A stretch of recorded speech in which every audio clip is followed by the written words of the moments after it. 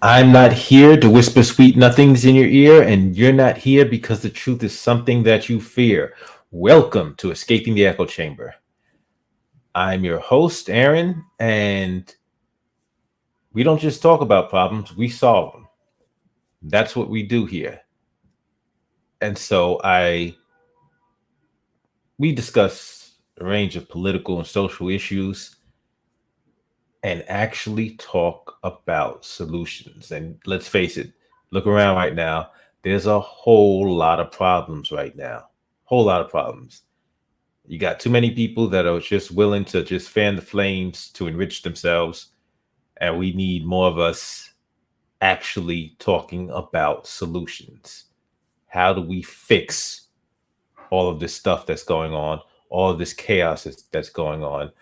Welcome to the channel. And let me just start with a short story. There was this family, black family, and they moved to a new neighborhood.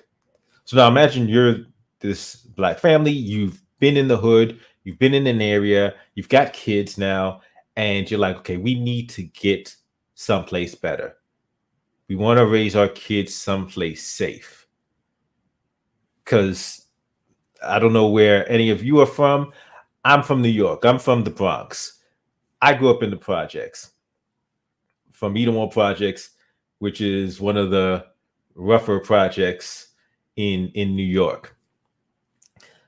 But if you're this family, you're this black family, you've got kids, and you want to get away from that. You want to raise your kids someplace safe where you've worked hard. You've worked hard to build a life for yourself and for your family.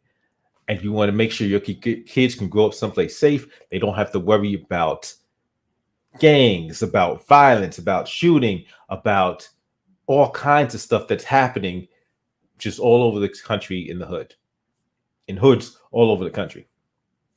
So you get to this new neighborhood. You get to this neighborhood, and it's a nice neighborhood. It's very, you buy the house, it's a beautiful house, beautiful area.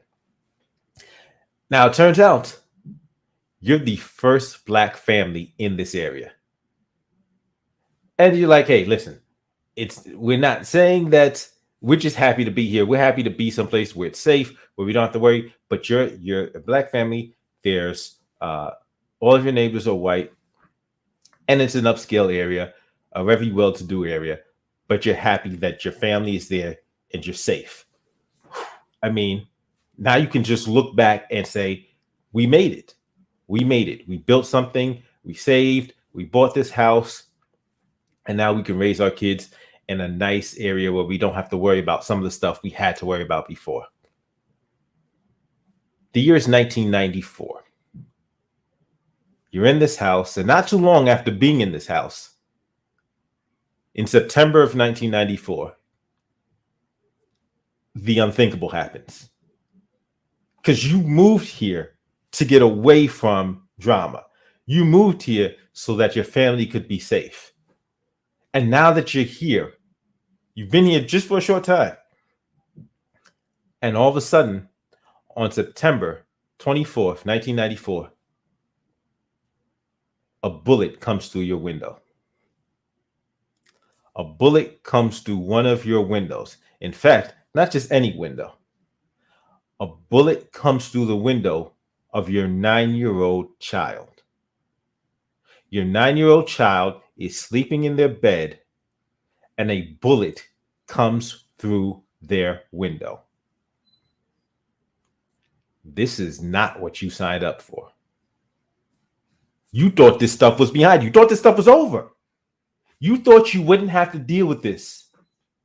And right now, you don't know what happened. You don't know who did this. You don't know why. You just know, boom, somebody shot through our window, through our 9-year-old's window, and that's a problem. That's a huge problem.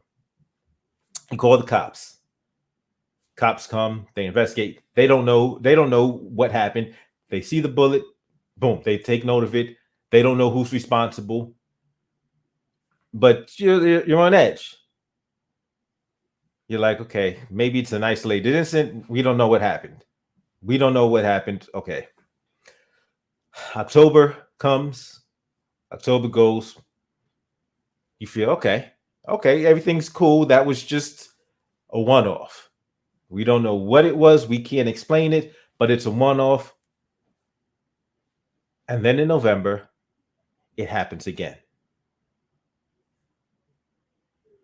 You've been in this new home, in this well to do area. And then in November, somebody shoots into your house again. And then it happens a second time in November. Now you're starting to worry because you still don't know who's doing this. You're the only black family on the block. And already you've been in this neighborhood 3 times. Somebody has fired on your home. December comes. It's the holidays. This is supposed to be a very great time. Think about it. Brand new home. Christmas is coming. This is supposed to be the time of family. You're supposed to be celebrating, and you're kind of happy, but you're kind of worried too, because you still don't know what's going on with these gunshots and these bullets that have been fired on your home. We're getting closer to Christmas, closer. Things seem to be calm. You're hoping, I hope this is over. Cops are investigating. They're no news yet. They haven't said that they found who's responsible for this. But maybe the fact that the cops have been on the scene, maybe the fact that you've told the cops, maybe that will stop from whatever's happened from happening again. Maybe that's all you needed. You get to December 22nd. And now somebody fires 8, 9 shots into your front door. December 22nd, it's 3 days till Christmas, and somebody fires 8 to 9 shots in your front door. This is crazy. You call the cops because you still don't know what happened. But there's some good news this time. Yes, it's bad. It's bad that it's happened. It's bad that this has been happening for months. It's bad for months since you've moved to this new place that you're dealing with this. But the great thing is, this time, there's a witness. This time, somebody saw something. One of your neighbors saw a gray vehicle driving away from your house when the shooting happened. So they tell the cops. The cops are like, okay, wait, you saw something? Good. Tell us what you saw. They tell them what they saw. And the cops go, wait a minute. They realize that the vehicle described belongs to somebody that lives in that area. So they go see that person. Roll up on him. Hey, what you know about this? This guy's name's Charles. Charles feels some type of way. So Charles isn't even trying to hide what he did and why he did it, because Charles doesn't want that black family. He doesn't want black people in his neighborhood. So what Charles tells the cops when they come see him, yeah, I did it. I want these blacks to know this is my neighborhood. They're not wanted here. That's what I'm doing this about. I want them to know they're not wanted here.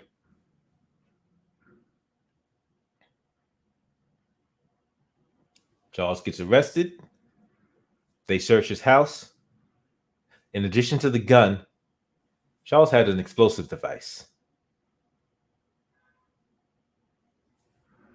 If Charles had not been found, this could have gotten way, way worse. If they had not caught Charles at this point in time, this could have been way, way worse. Fortunately, they got Charles. They charge him.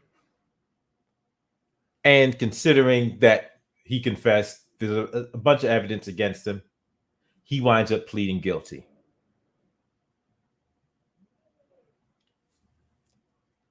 At least that is over. Of course, the damage is still there. Your family doesn't feel safe. It's a stressful situation. The husband and wife wind up getting divorced. This kind of racial terror, even though nobody got killed, even though nobody lost their life, had a significant impact on this family. This family that had moved to this neighborhood to feel safe. This family that had moved to this area, this nice area, worked hard, saved up, and they thought they were going to be living a better life. And then some racist scumbag just shatters that dream for them. But, like I said, this is 1994. This is a real story, and this happened in 1994. This is years before Barack Obama shows up on the scene, and we get our first Black president. See? So yes, 90s, racism still a problem, but then in 2008, we get our first Black president.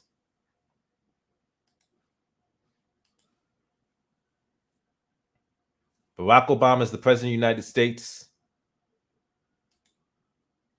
And now that has got to mean that we are in a post-racial America. We have gotten to a place where racism is over, where racism is behind us for the most part. This is done. This is over with. It's a new day in the United States of America. The hundreds of years of horror that Black people have suffered in the United States of America, it's a new day. That was the narrative anyway. That was the narrative. That was the hope. That was the hope. That's what people wanted to believe. Like, I remember people at the time, people were crying when he got elected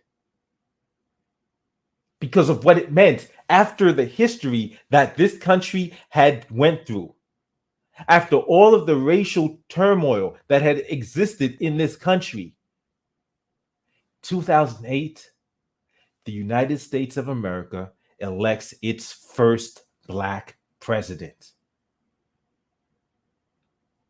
That's got to mean that we are in a post-racial America. It's got to mean that.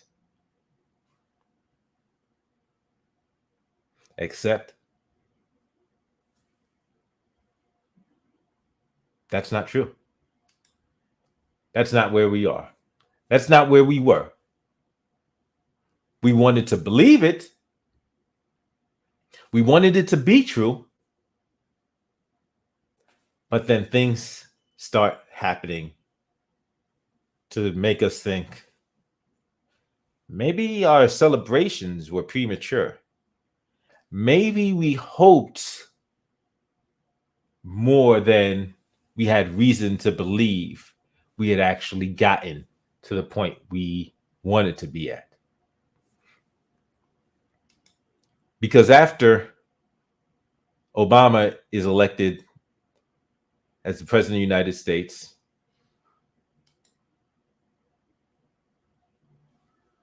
Trayvon Martin happens.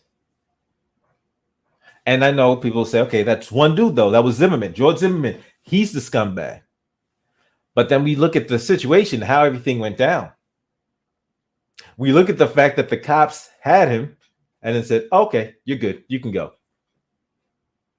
We look at the fact that it took marches, demonstrations for the government to actually even attempt to hold Zimmerman accountable. And now this idea of a post-racial America, people are starting to wonder. But that's not it. Because it's not just Trayvon. You've got other events that happen and that continue to happen, that keep on happening.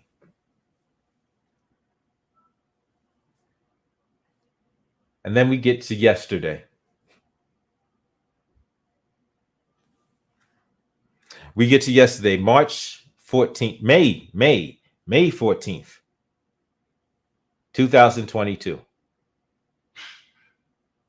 There's been a bunch of stuff before, but here we are, May 14th, 2022. And an 18-year-old white kid walks into a grocery store in a predominantly black area and just starts murdering people. And he makes it very clear why he's murdering these people. He's murdering them because they're black. He's murdering them because he hates black people. He wants to make sure everybody knows why he's doing that. May 14th, 2022. Clearly, we are not in a post-racial America.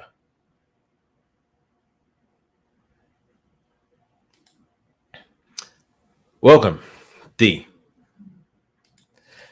Good commentary. Let's talk about the shooting in Buffalo. I'm hearing my white coworkers say this is what policies like affirmative action gets black people because whites are the so-called victims. You see? Thank you, D. Thank you for that comment. Because interesting thing is yesterday I was doing before this happened, because I did my live stream yesterday. Tech Lad, welcome to the stream. I haven't read this whole manifesto. I haven't even seen the whole thing. I've just seen bits and pieces. But yes, so it's like 180-page manifesto. 180-page manifesto. And just all sorts of stuff has got to be in this. But like, it was interesting because I was doing my live stream yesterday morning. And I was talking about BLM and the drama with the Black Lives Matter Global Network Foundation and her stated goal, Patrisse Cullors' stated goal of ending white supremacy. By the way, how's that working? Because I said, number one, just how do you end white supremacy? Like that sounds great. How do you go about ending white supremacy? It's an ideology. It's something people believe. How do you go about changing what people believe? Like, I still don't, but beyond that, I went from talking about Patrisse Cullors and her organization to dealing with Candace Owens and her organization. Because Candace Owens has been in the news recently, been on social media, been getting attention recently for going after Patrisse Cullors and BLM Global Network Foundation. But what a lot of people aren't talking about is Candace Owens and her own organization, her Blexit organization, so-called Black Exit. And I started talking about yesterday about how Candace Owens went in front of Congress at hearings about white supremacy and the threat that white supremacy is. And she told Congress that white supremacy isn't something black people have to worry about. That's not the danger to black people. That's not what's dangerous. And she did this twice. This is what I'm talking about yesterday morning. Also talked about how that same Candace Owens, is regularly going on Tucker Carlson's show to push these ridiculous narratives about black people, to push ridiculous talking points and stereotypes about black people, or while also pushing this message that white people are the victim, that white people are victims in this country right now, that white people are under attack in this country right now. That's the message that people like Candace Owens and Tucker Carlson, because it's Tucker's show, and it's not just stuff she's saying. He brings her on to say the stuff about black people that, you know, might seem uncouth if he says it. But then he'll start off his show with these monologues about how white people are under attack and how the white demographic, the white majority must be protected. It's what Tucker Carlson is doing on his show. And then we see an individual who's spouting this same nonsense murder a bunch of people in Buffalo, New York. I saw somebody say, "Oh, well, Tucker Carlson didn't." Yeah, I know Tucker Carlson didn't invent the replacement theory, white replacement theory. I know he didn't invent white genocide. Is what they call it. Is what they just call people just living their lives. But white genocide, if there's interracial relationships, that's white genocide. That's what these clowns call it. I know he didn't invent it, but he damn sure is pushing it. He damn sure is pushing that message. He damn sure is advocating that message.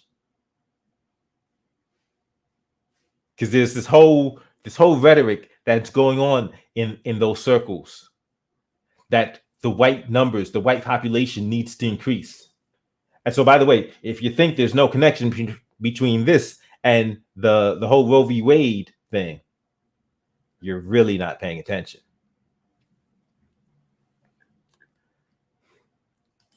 Josh Byrne, welcome. They scared because the population, and this is what is amazing.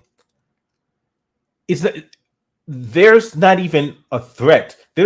So what these individuals are willing to enact violence on is not even like an articulable threat. It's just the lack of ability to be in complete control is what they consider a threat. The lack of ability to be the majority. Like, so being the possibility of being not even being a minority, of being of not being the absolute majority in this country is enough for so many of these individuals to resort to violence.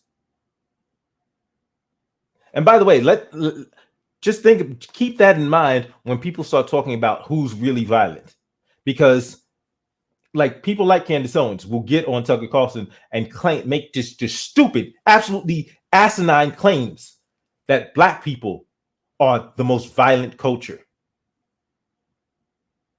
It's absolutely asinine, absolutely ahistorical, absolutely.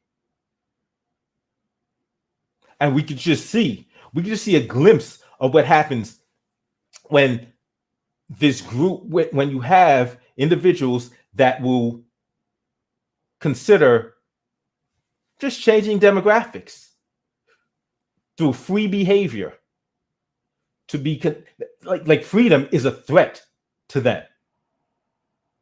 You've got scumbags like Nick Fuentes who will advocate for fascism and authoritarianism if things aren't going their way.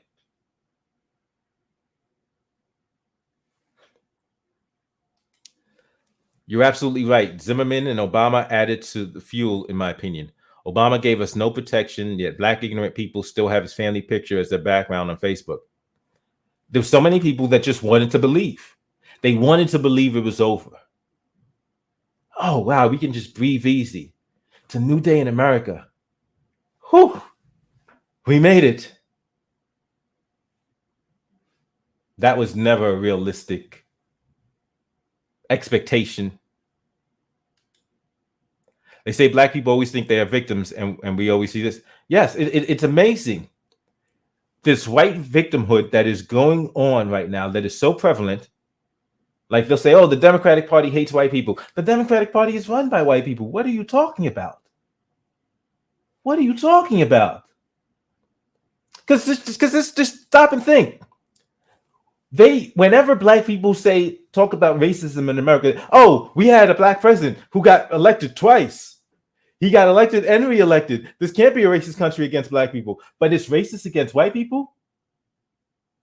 We've had 45 white presidents, but it's racist against white people. The president right now is white. The president before him was white, but this country is racist against white people. This makes no sense. But if you look at history, you realize it didn't have to. They just needed to keep telling lies to justify the evils they keep doing. Just look through history. You'll see that. They'll commit atrocities and then create this narrative to justify the atrocities they've committed. This is the society we're dealing with. This is the so-called civilization we're dealing with. This isn't new.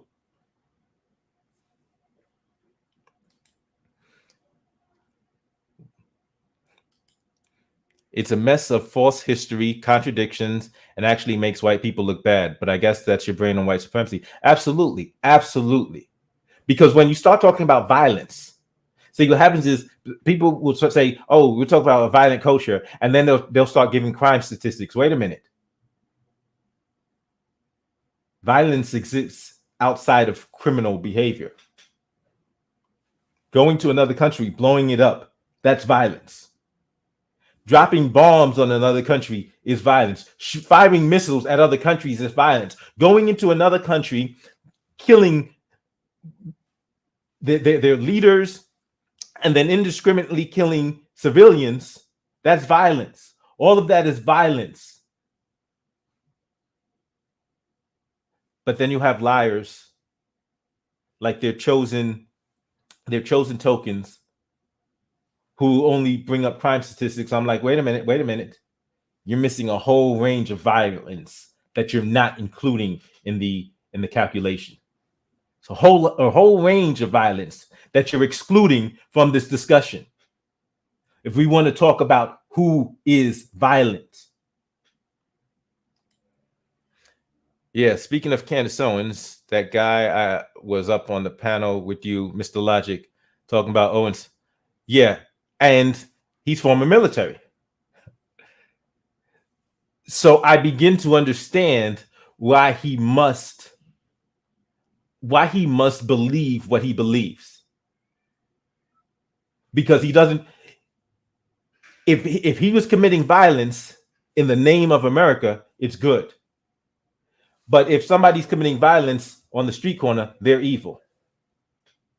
If he's going into a foreign country and killing people, that's hey, it is what it is. There's no problem with that. But somebody killing somebody over a dispute on the street corner, they're monsters. Am I wrong when I say this is why I can't have empathy or sympathy for Caucasians no matter the tragedy? I'm saying this, I see a lack of empathy in many white people. And I know why it exists. And so that's why I talk about, so even I talked about representation in the movies and stuff.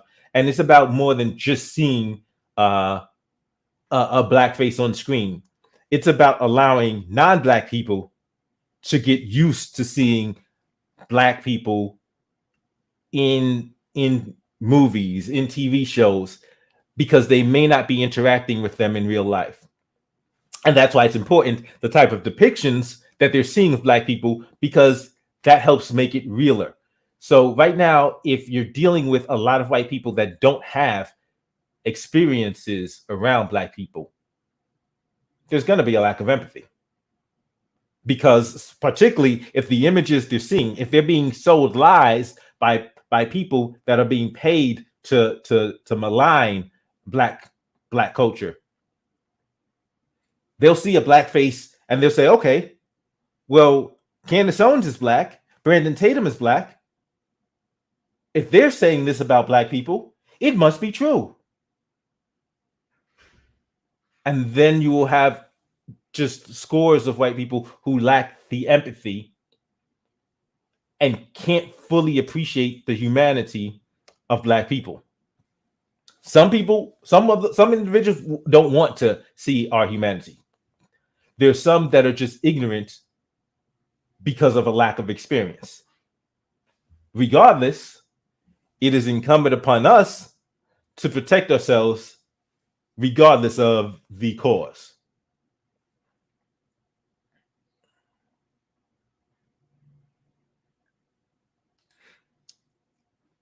Why celebrate the same who bragged about coming from a lineage of slave owners and his vice president? And so I did not like Barack Obama. Read the book, saw what his family had done in Kenya, and was like, oh, that explains a lot. And then he chose the architect of mass incarceration as his vice president. That said even more. I'm asking you, what does making the so-called ignorant black people take down? Oh, okay. You're talking to. The white population decreasing is a problem with white culture. The alphabet kids nonsense is pushed by liberal white women, and these clowns take it out on us. And yeah, and so you've got these. But once again, like this is freedom. This is freedom. And so if people, white people of their own free will, are choosing to date, marry, have kids with non-white people, that's their choice. If they're choosing not to have kids, if they're choosing to focus on their careers instead of having kids, if they're choosing to get involved in gay relationships, that's their choice. But you've got this group of white, this sentiment of white victimhood that exists among this group that now wants to impose their will on everybody else, including white people that may want to do something else. So you've got white people that have no problem dating interracially, and then you have this group of white victims, not just of people with this white fragility, because they're not actually victims. They just believe that they're victims. They want to believe that they're victims to justify the evil things they do. But they will create these fake narratives in their heads and then are mad that other white people are just living their lives and not doing the things that they want them to be doing. And these are the people that they'll consider like race traitors and stuff like that. And yeah, and they need to just deal with it. But at heart, it speaks about a fragility of mind, insecurities, and somebody was talking about, I think it was earlier today, I was watching somebody talk about how, like, when they're in, there's a black dude talking about he's in a white neighborhood and they're afraid of him. He's like, yeah, I feel safe. I'm like, listen, if you're in a white community, if you're around a bunch of white people and they feel scared of you, you're not safe. If you make white people feel fearful of you, whether you choose to, whether you're intentionally doing it or not, trust and believe me, you are not safe. When white people feel fearful, trust me, trust and believe, you are not safe. But like, he didn't even realize what he said. Somebody else had to point it out later on. Like, whoa. If they're afraid of you, no, yeah, you're in danger. If they're afraid of you, you are in danger. Whether you've done anything or not to make them afraid of you, you are in danger. Post-racialism is a big dream. The only way you can be post-racial, and not even then. The history is too. See, here's the thing. If we're not willing to have, so number one, I think there's always going to be individuals that continue to hold on to the hatred. That's, I don't even think that everyone will be changed.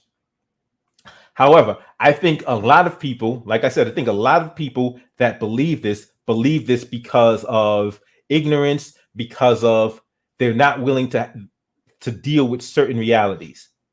And I think that comes through education.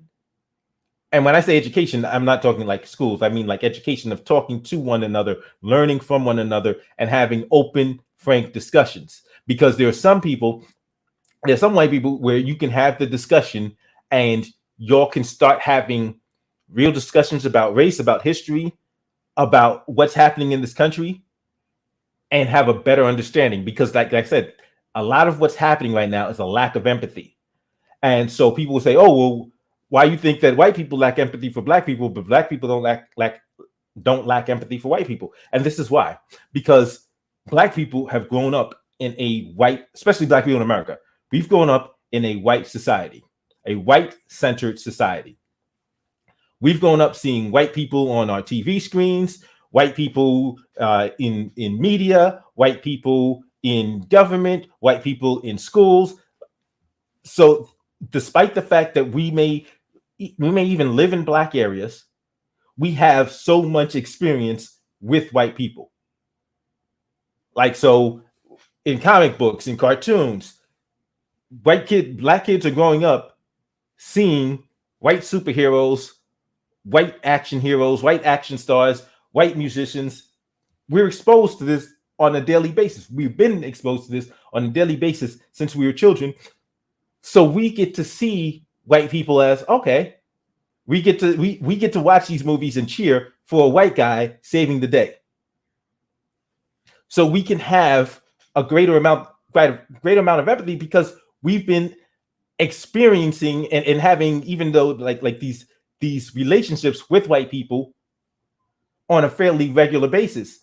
The opposite is not necessarily it's becoming a more so now, but there's still so much lack of so many white people that have no experience with black people except negative ones. And by that is what they see on TV. So they see rap videos with all the guys, all the black dudes in the videos are portraying themselves as hard, but in their mind it's like, oh, criminals, thugs, dangerous. This is what is they're being programmed. They're being programmed that that's what black people are. That's it. So when it comes to actually understanding and seeing black people as dynamic, as diverse as we actually are, that empathy doesn't go two ways because the media presentation, the societal representations haven't gone two ways. Posting that crap is a projection of them worshiping their Lord and Savior Obama. He admits in his manifesto that all minorities in America are oppressed, and that's why he must stop white people from becoming the minority. And that's part of the thing. That's one of the amazing admissions when these people, when you have this group of white, victimhood, this white victimhood crew, when they're talking about, oh, we don't want to be a minority, it's like, oh, so you've acknowledged that being a minority in America, it's not a good thing. But you have no problem when the minority is us and we're suffering, but you're damn sure you will go to so many lengths, so much extremes to make sure it's not you. Instead of actually saying, hey, let's address the treatment of minorities.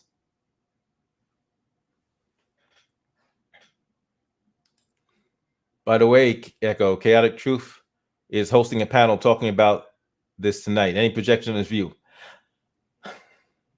What about black on black crime?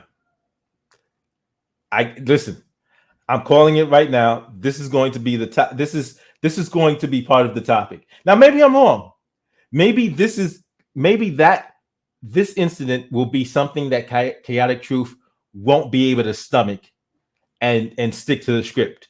Maybe he'll go like, no, this what happened in Buffalo is disgusting to me, and I'm not going to play that character anymore when discussing it.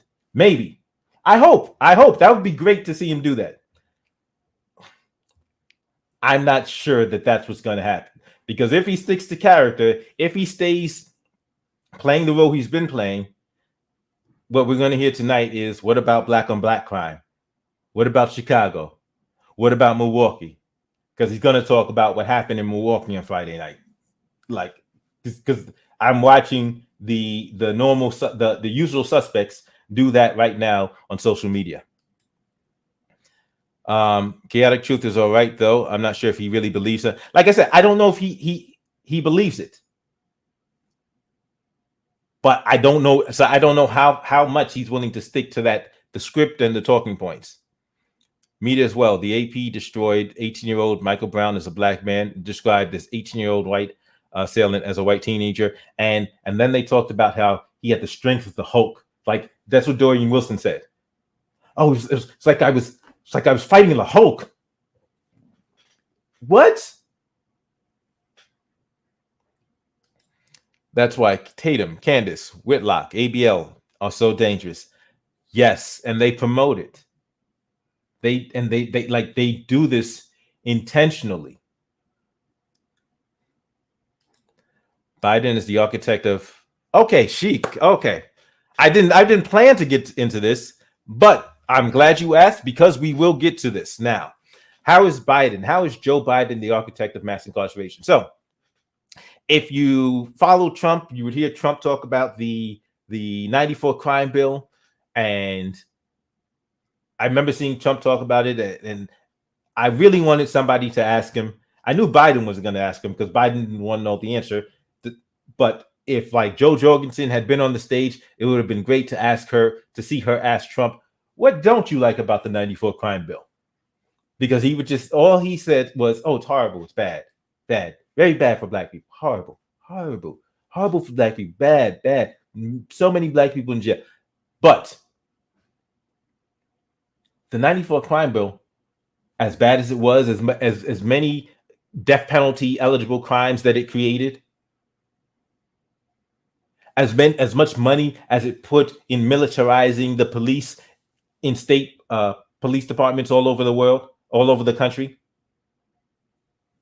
that's not even where it began. Joe Biden had been building up this mass incarceration system long before the 94 crime bill, long before the Violent Crime Control Law Enforcement Act. Long before that, he had been building up this mass incarceration system. Because you know what he did in 1984? In 1984, under the guise of sentencing reform, they eliminated federal parole. So the Sentencing Reform Act of 1984 eliminated federal parole. Wait, there's more. It eliminated federal parole, created a system called supervised release, and mandated 85%, at least 85% of time that prisoners now had to serve. Because under federal parole, person could get out on good time with having served 65% of the sentence. They pushed it up to 85%. Mandatory. You have to do at least 85% of your time. But, like I said, wait, there's more. Because they increased the amount of time they were giving. In 1986, the Anti-Drug Abuse Act of 1986, he created something called the 100-to-1 ratio. Do you know what the 100-to-1 ratio is? The 100-to-1 ratio created a law where a person with powder cocaine, a person with crack cocaine got sentenced to the same amount of time as a person that had 100 times more powder cocaine. So if you got caught with 5 grams of crack cocaine, you got sentenced to the same amount of time as a person who got caught with 500 grams of powder cocaine. And guess who always got sentenced and charged with crack cocaine? And I misspoke. I said if you got caught with, correction, if you got charged with, because they were charging people who they didn't even catch with crack cocaine. If they caught somebody with powder cocaine, but there was baking powder in their home, guess what they did? Oh, you was about to cook this powder cocaine into crack cocaine, and so we're going to charge you with the equivalent amount of crack cocaine, despite the fact that you didn't even have it in that amount. In fact, if we didn't even catch you with the amount, we didn't catch you with any drugs, but we've got people saying you sold crack. That's what we're going to charge you with. We're going to charge you with the amount that people say you sold. So if you want to know how Biden is the architect of mass incarceration, those are just a couple of the ways. Because Joe Biden was on a crusade from the 80s and 90s to increase the amount of people going to prison, the amount of Black people going to prison, the amount of time they were serving in prison, and worsen the conditions they experienced in prison.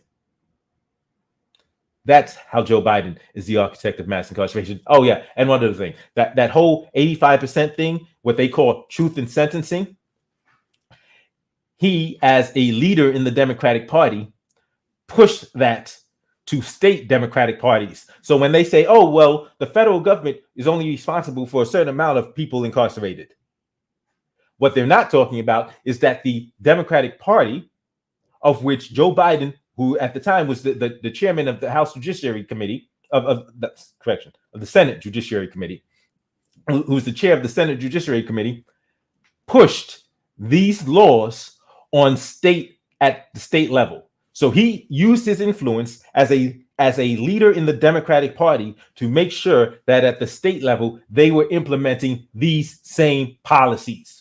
So yes, Joe Biden is the architect of mass incarceration.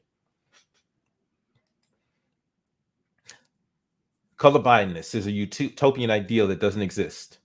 Yes, it doesn't exist, especially not in this country. It's a medical condition. Much of our contributions to American culture was stolen and promoted as white invention. Yes.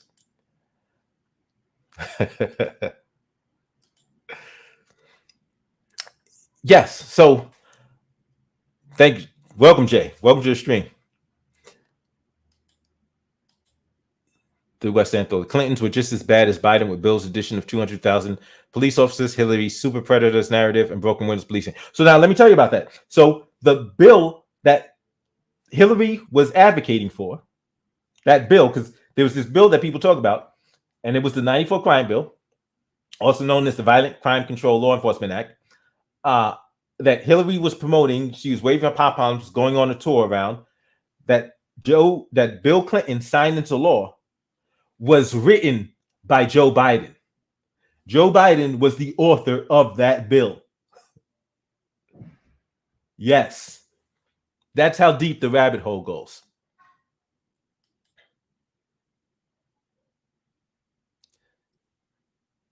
But it's when we're looking at this. And by the way, so what I'm going to be doing is in a little bit, let me get this. And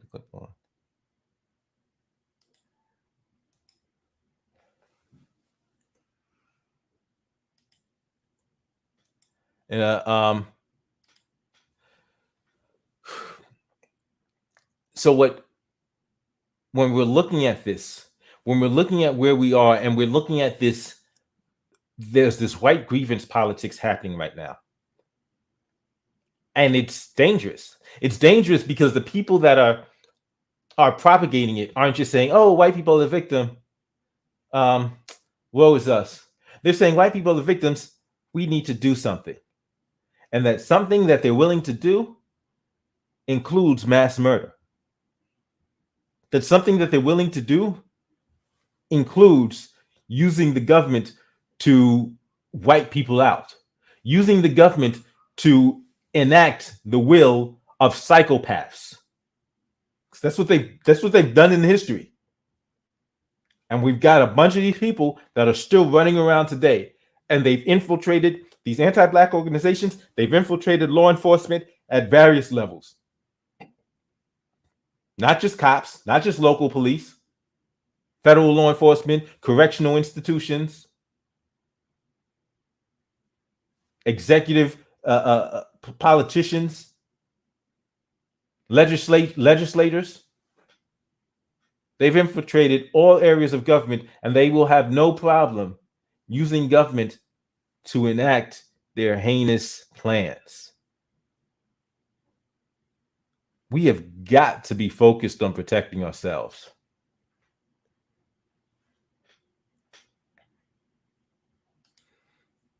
Oh my God, I can't believe such illogical laws were passed. Yeah, it's just absolute horror show. Yes, so that's why you got to realize that a bunch of these so-called Black leaders are not actually Black leaders. Did we pick them? Or were they picked for us? When the Democratic Party picks some Black person, puts this person in front of our face and says, hey, this is your leader, we didn't pick them. And trust me, they're not actually working for us. And it's funny because, like, if you look at real estate, the whole thing with agents or the real estate agent, you can be in an apartment and a real estate agent can be showing you an apartment, and you think, okay, you ask them questions because if you know that a real estate agent can't lie to their client, you know, they have to, there's certain things that a real estate agent has to do to their client and certain responsibilities. So you may ask certain questions with the mindset of, oh yeah, well the real estate agent has to do this with their client, this with their client. They have to be honest, they have to be forthcoming, and they have to obey their client. But so many times people don't realize that the real estate agent that's showing them the apartment that's not their agent. They're not the client, they're the customer. They're not the client. The client is the person who owns the apartment, who owns the building. You're just the customer. But that's the position so many of us are in when we're dealing with these politicians. We think that we're the client. These no, we're not even the customer in that case. In a lot of cases, we're the product, and we're being sold to their actual client, to the Democratic Party. That's what these politicians, they're put in place to sell us and our votes to the party. They're not working for us, they're working for them. How I wish the late Dr. Khalil Muhammad, Malcolm X, and the Black Panther Party was still alive. We need to get to work. We need to get to work. There are so many powerful figures from the past who put in the work. Now it's our turn. Cornell Brown, welcome. Welcome to the stream. Trey, the real leaders were killed. Exactly. They won't have done as much as they would have been considered extreme. It's crazy how Ryan Taylor. It's crazy how some of the people who helped get rid of Malcolm X went on to become leaders of the faith. Although, I think we got to realize that there's more evidence came out about the people that were accused of and even convicted of killing Malcolm X. New evidence came out like, nope, they didn't do it. Just amazing how deep the rabbit hole goes, how filthy this government is. The same way tokens are picked as leaders in the Black community are the same way tokens are picked as leaders of African countries. Exactly. Malcolm simply saw wrong in the church, pointed out, and they punished him for that. Yep. So what I'm going to do, I got a couple of more things I want to show. But if you want to join the conversation, I'm going to bring people on audio only. So if you want to come on for an audio only to share some thoughts, you can click on the link. But I've been looking on social media about this, and some of the things that are being said Okay, you said you're starting a nonprofit. Yet. Hit me up if you need help expanding. Absolutely, Tack Lad. Absolutely. But what I'm looking at some of the things online, some of the things that are being discussed, and it's really, really. I mean, it's the usual things. A lot of it is the usual suspects. It's the usual suspects saying the same stuff as they always do. But there's some other things being said that you know. So yeah, Roland Martin talking about this. He's talking about how um yeah. So Roland Martin talking about how um there are people in Congress, on TV, radio, who are spouting the same nonsense that this kid was promoting. And that's where you gotta realize how deep this rabbit hole goes. How how significant of a problem this is. Because this isn't just a one-off, this isn't just one 18-year-old. There are some very powerful people, some very influential people who are spouting the same nonsense. Yeah, so Lucas was actually talking to somebody, um, and yeah, he was talking about how this rhetoric is picking up steam, and they're pushing this heavy. They've been pushing this narrative for a while. And we're watching in real time as because the underground has been there, but we're watching as the underground comes above ground. And I think it's key for us to realize that as things progress, and in particular, like in particular, as so if we're focused on improving the Black community, we've got to realize as the Black community improves, these types of individuals will be further angered, incensed, and enraged and seek to do us harm. We have got to realize that. We have got to pay attention to the historical reality and to the present day reality that this hasn't changed. That we still have people who just are just so filled with so much hatred against Black people that they will go to extreme lengths to stop us from being happy, from being successful, from growing, from being like they do not want to see us thriving. Wish people knew the true numbers of how many houses in the Black areas are owned by white people from country. Social media isn't real life. Social media isn't real life, but this kid is. Just think about it. We could look online and say, okay, that's not real. But if we look at the numbers of what's going on, if we're looking at the fact that you've got these individuals that are making videos, that are making content, pushing these theories and these lies, those people are real. Nick Fuentes is a real person. And Nick Fuentes will go places and we'll see him fill rooms and convention centers. We'll see him being followed by all these people that just are supporting him. Tucker Carlson is a real person. Tucker Carlson shows like one of the highest rated shows on cable news. There are real people watching that nonsense. So social media doesn't necessarily have to be real, but a lot of this other stuff is. Roland Martin was dancing with Hillary Clinton. Yes. Yes. Which is why the Democratic Party isn't the solution to this problem. Because right now, there are Democrats that are talking about gun control. We had 10 Black people murdered yesterday. 10, 9 of them were unarmed. 9 of them were unarmed, and they died at the hand of a armed murderer.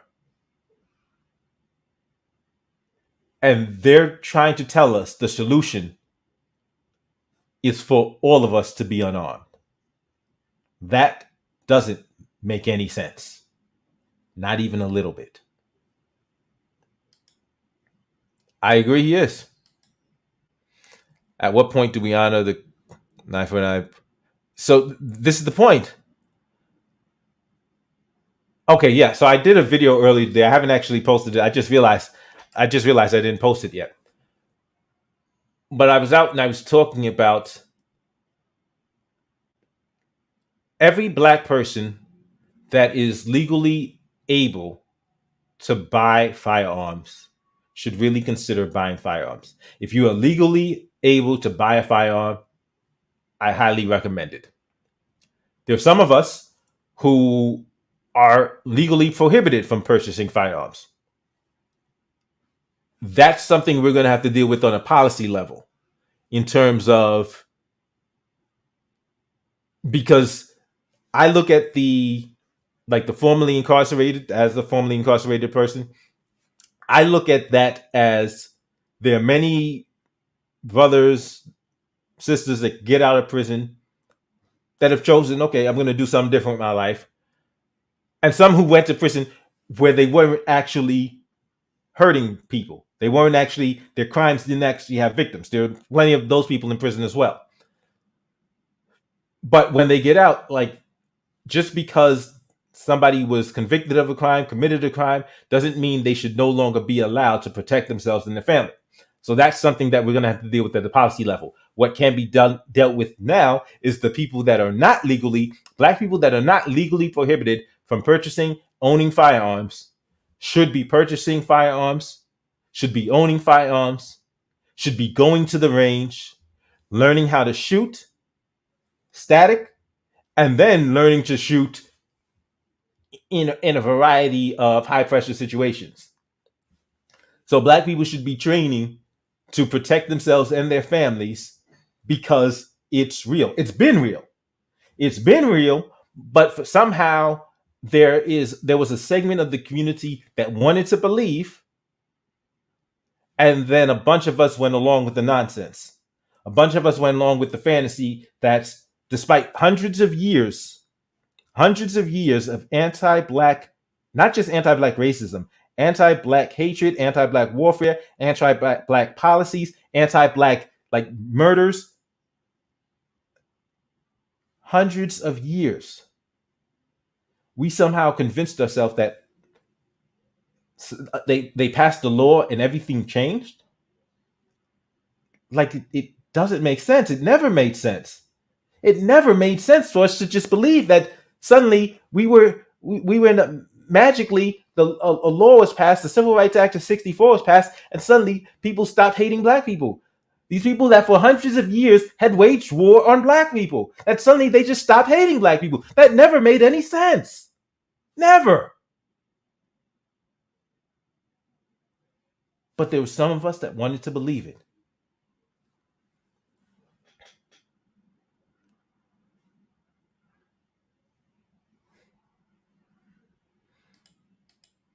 Social media has some real life consequences. Yep. What kid are we talking about? If you're talking about the 18-year-old kid that did the shooting yesterday, tens of thousands of extremists only need 1% to be a psycho. Let's even say 0.1%. Yeah. It's all fueled by imagine. And so listen, because they're saying he had "Here's your reparations" written on his gun. They're saying on his gun he had "Here's your reparations" written.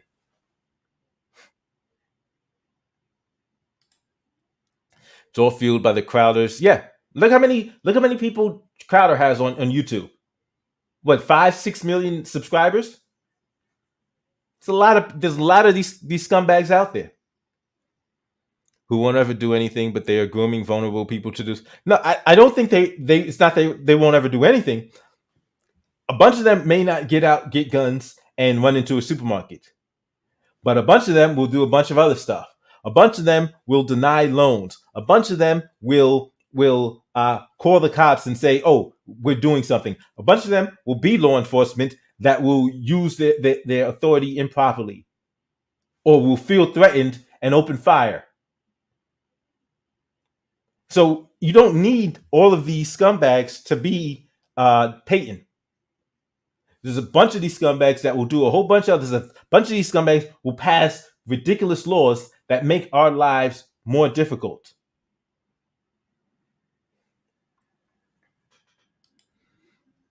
The shooting ranges in LA I go to, white people are the minority. Even in white heavy areas, we're getting more armed, and we need to. Religion helps push the narrative. President Bush once said he knew Russia's leader Putin was good man because he had a cross around his neck. And so now, today at the True Bethel Church, it appears that somebody tried to get in, an armed person tried to get in, and I'm like, after what just happened yesterday, you have a whole bunch of black people in this church still unarmed, still sitting ducks. And it's New York, so I know part of the problem is the gun laws in New York. But as black people, we have to say no, no, no. We cannot trust the police to protect us. Because even if the police come to the scene as quick as possible, by the time they get there, a bunch of people are still dead. We have to be able to protect ourselves. Gun control is not in our best interest. Gun control will mean brute force over policing. Are these people ready for? Yeah. This has been the biggest terrorist threat for years now, but they still fear any color.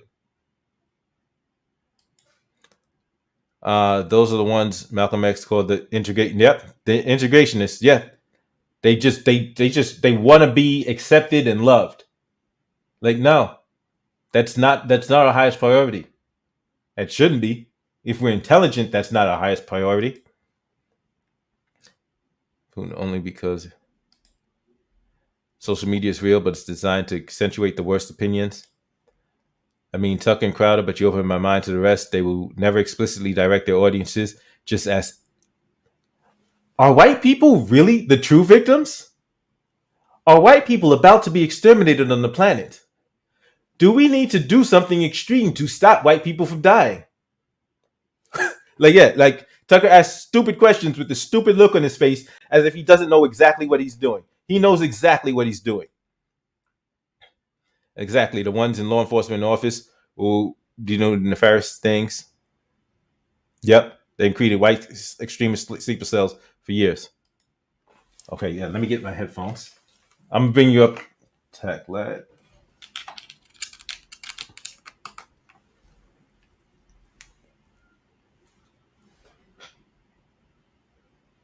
Let me just get the setting.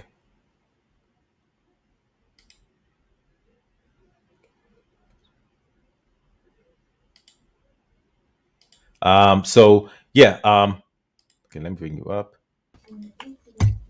Okay. Hey, Tech Lad, you're up. All right, cool. Is it working? Yeah, it sounds good in my end. Everybody, just let me know if everything sounds good. Yeah. So you haven't read the manifesto, right? No, I haven't read the No, I haven't read it yet. I've read like bits and pieces, and so like what I've read is clearly horrendous. Plus because like I'm looking for the actual things that in the manifesto and like pictures of the gun, and that stuff seems hard to come by. So I found the first 20 pages or so, and I was just pulling out excerpts of stuff that was I found really interesting. Like one where he writes, "Are you a white supremacist?" And he answers, "Yes, I would call myself a white supremacist. After all, which race is responsible for the world we live in today? I believe white race is superior in the brain to all other races." And I'm like, this kind of sounds like things Tatum has said. And I can bring up examples of stuff that Tatum said that's extremely close to this. He just reworded it, a Right. little softer. Right. Yes, exactly. Exactly. Yeah, because like in fact, I think you had told me a week or a couple of weeks ago about something Tatum had said that was just basically that, but reworded. So, Oh, the it's all white video. He said it at yes, the yes. end where he says Okay. we should be thanking the white man because if it wasn't for them, how could we say if we actually had cars and planes and medicine? And I'm like, that's the Wow. same argument. All he did Wow. was just soften it. He just made it a little softer. Yeah, yeah. And That's like why these people are dangerous. they really are. And like that, so that's like every time I'll get on, because I noticed that there's a bunch of people in Black YouTube that lean conservative, and they think that Tatum and Candace Owens are actually conservatives. And I'm like, no, these are just sellouts. And so, like every time I'm on one of these panels, I'm like, no, they ain't even actually conservative. That, and if you look at like the stuff this dude is talking about, because I did see the stuff about how he says he's not even conservative, he's a populist, and so he's advocating for a whole bunch of communistic type stuff and this nationalistic stuff, which is like that. There's nothing small government about that. There's nothing anti-authoritarian about that. They just want to be they just want to use Yeah, the they just want government, the power. yes, to enforce their will on the people. And it's crazy. Tatum, okay, yeah, Tatum is taking over Larry Elder's show. Are you serious? Yeah, he Nah, gave the not announcement. surprised. Yeah. Oh yeah, like I guess that's what he was auditioning for. And now Larry's like, Padawan, you've done good.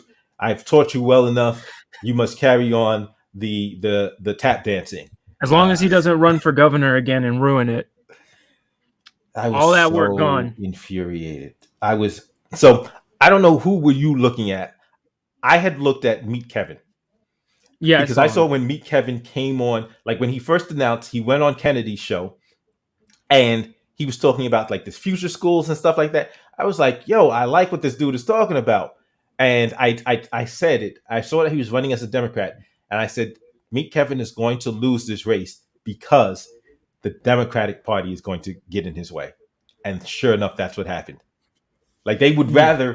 they rather focus uh, on Larry Elder than let anybody think that he was in the race. Oh, there's plenty of good Republicans in California, but you'll never see them on Fox News or Right, right. anything. They'll get the most toxic establishment people. That's what I say. They'll pull up Larry Elder, who keeps identifying as libertarian, and I'm like, he bootlicks Stop. the Like, police. yeah. Yes, Every like single shooting, he sides with police, and then he comply or identifies as die. libertarian. Yeah, Yeah. yes. Like stop stop calling him a libertarian. What libertarian sides with the police right at the start? You give the benefit of the doubt to the citizen. Who trusts the state? It's absurd. By watching, I don't know if you saw this. This was interesting because this happened recently. I don't know if you saw Daryl Davis go on Tim Pool's stream. Did you see that? I saw he did, but I didn't watch any of it. Because his audience, which is becoming basically the new mainstream right, they love Daryl Davis. Right. But he started speaking up for Black people. And you know what happens when you do that. And you can see his audience in a second all turn on him. They're calling him a racist, saying he hates white people. And I listened to the whole thing. He didn't say a single bad word about white people. My And God. I think, and he was pointing out, because he was like, Native Americans can still get reparations. Even Japanese people can still get reparations. Right. And they were right. saying, oh, well, I'm not for that either. But he's pointing out, he was going, but how come when I bring up Black people, you get extremely defensive? Whereas the other ones, you're just kind of like, I don't really like that. Right. Right. Right. It's a whole different tone. And I'm glad that so because here's what happened. This whole thing about convincing racists not to be racist is not something I'm into. If a racist on their own decides to choose that, okay, that's great. I'm not I'm not going to be inclined to turn my back on you. But if you change, great. We'll give you a hand. We'll give you a round of applause. So this whole notion of him trying to reform races was never something that I thought was a worthwhile endeavor. Like, I'm not trying to change. Like, if somebody's evil and thinks I'm less than human, it's not my job to change their mind. It's my job to make sure they can't do me harm. That's my job. It's my I job to. side Yeah. with that because I actually did convert one lady. Her parents were Klansmen. Horrible ideas, but she legit had a good heart. It was just that she was extremely sheltered because her parents would refuse to let her talk to anybody who was non-white. And she was the first person that talked to that was non-white because she thought my hair was fake. It was funny. And I didn't get hostile with her. I just asked her questions, and I was just like disproving a lot of what she said. She was surprised when I told her white people live in the hood too, she was like legitimately surprised by that. And then after a while, I just talked to her nicely, and I was just like, all right, whatever. And then later on, she came back and talked to me, and it was crazy because she was like, I shouldn't have listened to my parents. And so I was like, I can see what Daryl Davis is doing. So, but I just found it was interesting watching the mainstream right go from loving a guy to hating a dude in under an hour, all because he just said, well, hold on, things have happened. And I disagreed with Daryl Davis on a lot of things up there. He was saying how like he wants reparations in the form of like education and vouchers and stuff like that. And I'm not for that. But there was Right. one interesting thing where I think it was Tim said, wouldn't racial tension get worse if black people were to get reparations, and couldn't that cause an escalation in hostility or maybe even violence? And I'm like, wait, if reparations is about a debt from the feds, why would you target us because the feds paid us? Right. Wouldn't you be mad at the Fed? Why are you mad Well, at us? like, but no. Here's the thing. Okay, listen. If what that is saying, that is an admission. If you're saying that white people will react violently if black people get reparations, you're saying what you're saying has nothing to do with black people. You're saying that white people are the problem. That's what you're saying. If you're saying white people will react violently if black people are given the debt they're owed by the government and various institutions, you're saying that these white people that are reacting that way are some evil people. That's what you're saying. And so that's what, but and so I love having those conversations because I would say, why would that be why would that cause you, like what you're saying is you're the problem, because you're saying seeing me get what I'm owed, seeing me benefit makes you hateful. That means you are the problem and you've always been the problem. Exactly. Because like Dell Davis isn't the only person. I like just Kathy Barnett. They're raging on her because she said racism exists, and it's crazy because I'm seeing even certain black conservatives like defending. Well, no, what she meant is this, and I'm like, that shouldn't be have to be something you defend.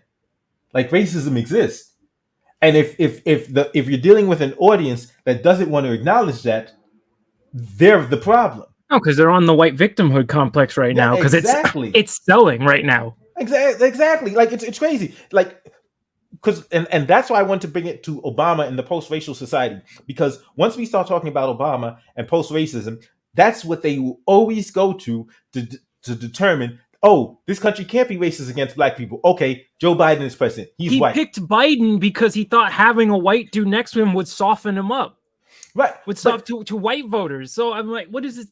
no, but I, let's assume they're right. Let's pretend they're right. Let's wave some magic fairy dust and pretend they're right. That because we had a black president, there's no racism against black people. Okay, we have a white president. White people can't now claim that the system is racist against them. We have a white president now. We had a white president then. White people are still the majority in this country. White men are still the how many Fortune 500 companies are run by white men? Like, there's no way you can claim that this country isn't racist against black people and then claim in the next breath that this country is racist against white people. It makes not yeah, a lick of sense. Not a lick of sense. Yeah, that doesn't, and they're trying to like grasp at straws too. Like there's the some people are saying like Karen's a racial slur now. Karen was never used as a racial slur. They just want an excuse. The funny thing was in 2019, I remember it was Pink News was trying to make it was a leftist feminist site. They were trying to say Karen is the white woman's equivalent of the N-word. That was so And stupid. and That the right was, yeah. mocked it. I remember Sargon did a video on it, like mocking it. 3 years later, now that's the right's position. Now it's the Yes. right's position that Karen's a racial slur, even though it's never used that way. It's amazing because they want that victimhood. But then they'll go Yes. like, when it comes to the hard R, they'll just say, "Oh, but freedom of speech," right? They'll just, and it's like, yeah, you can say it, but there's, stuff might happen. But I mean, like like they're trying to compare those two. Like they're trying to be like, okay, we need our version of the N word so we can play victim too. It's crazy. Or they'll say like cracker, and I was like, cracker's a specific type of white person. Like that's like if you're overbearing and you're demeaning towards black people or you're controlling towards black people, like that's a cracker. If they call you that just because you're white, they're using the word wrong. But I was like, that's Yeah. never a racial. I've called white liberals that because they called me a race traitor for saying fuck Democrats, they hate black people, and I had some white liberal calling me a race traitor for that. Could they defend the policies that they were like? Could they defend them? No, they don't. They don't talk to you because as soon as you start talking to them, they don't want to like the thing is like they can't. They hold contradictory views all the time, and you point them out. Like they'll say, "Oh, we need to listen to the black community. We need to uplift them, and we need to hear their voices." And we go, "Okay, we don't want vax mandates." Oh, Right. now they're quiet. Now they're real Yeah. quiet. Now they're trying to smear them as. I remember the BLM in New York, Yeah. and there Hawk were some Newsom. Trump people there. Yeah, and they tried to call them like right wing Trumpers, and it was like, wait, hold up, what Like happened no, to listening that's to black Hawk voices? Newsom. Like Hawk Newsom is not a Trumper. Yeah, it's crazy how that. Well, I refer to them as neolibs, and it's like I'm like never trust them. They will turn on you any chance they get. You can promote any heinous thing to them, and they will accept it. Yeah. Yeah.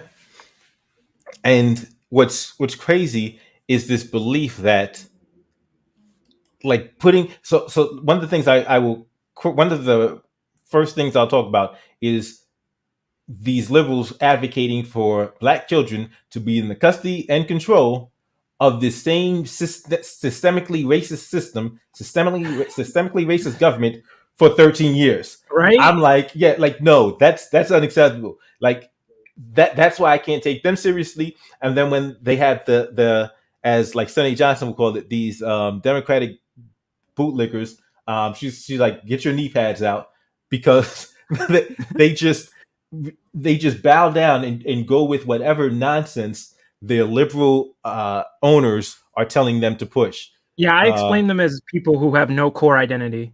yeah, yeah, Whatever they're told, that's the popular position.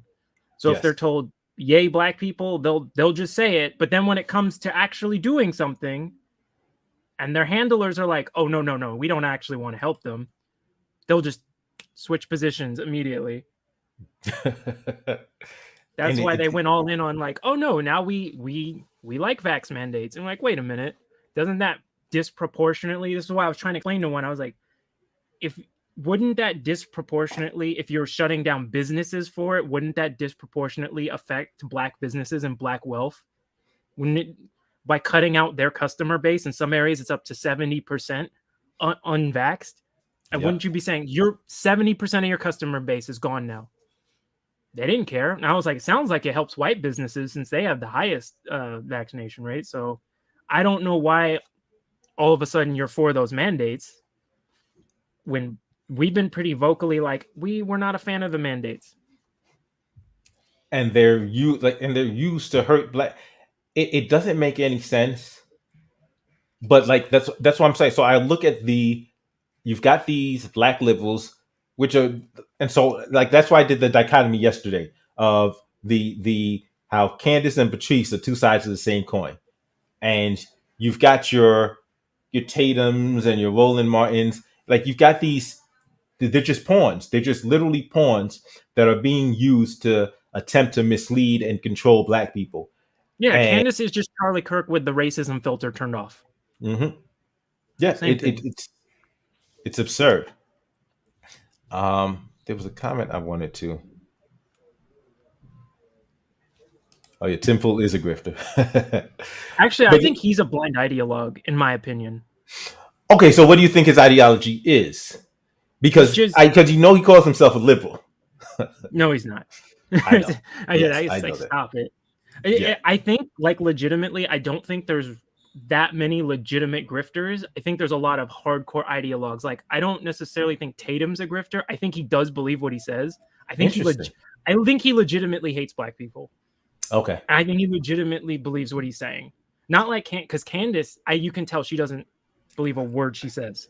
right, She right, right. contradicts herself every 3 seconds. All the time, all But some the people I think time. are like so ideological, they're gone.